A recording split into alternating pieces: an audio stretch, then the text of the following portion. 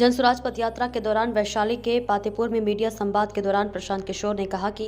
वे जो पूरी समतामूलक शिक्षा व्यवस्था बनाने की दिशा में प्रयास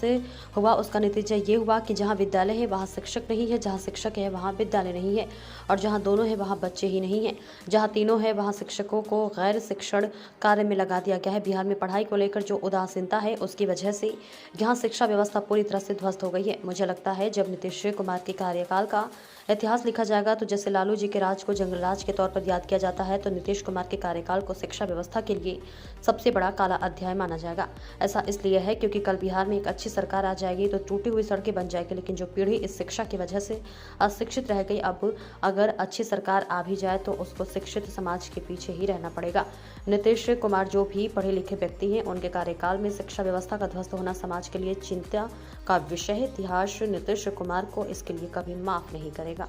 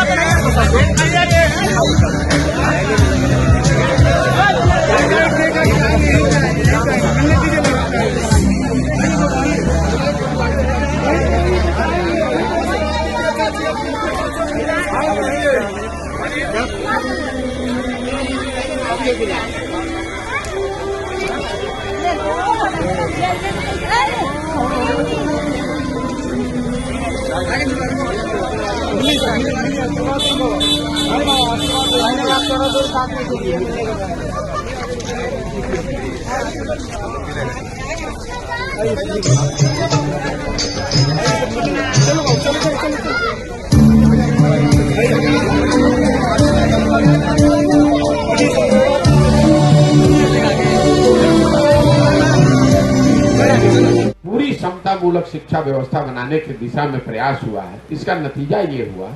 कि जहाँ विद्यालय है वहाँ शिक्षक नहीं है, जहाँ शिक्षक है वहाँ विद्यालय नहीं है, जहाँ दोनों है वहाँ बच्चे ही नहीं, और कहीं कहीं अगर तीनों भी है तो शिक्षकों को गैर शैक्षणिक कार्य में लगा दिया है। तो पढ़ाई को लेकर जो पूरी उदासीनता है उसकी वजह से शिक्षा व्यवस्था पूरी तरीके से यहाँ ध्वस्त हो गई है।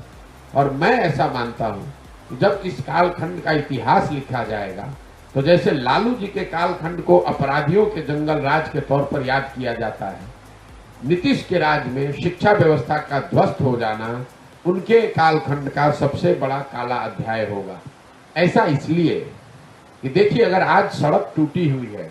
कल एक अच्छी सरकार आ जाए तो सड़क बन सकती है, लेकिन जो लोग इस शिक्षा व्यवस्था से पढ़कर निकल गए,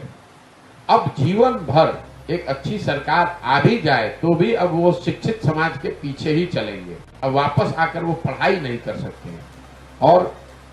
नीतीश कुमार जो स्वयं से एक पढ़े लिखे व्यक्ति हैं, उनके मुख्यमंत्री रहते हुए बिहार की शिक्षा व्यवस्था का ध्वस्त हो जाना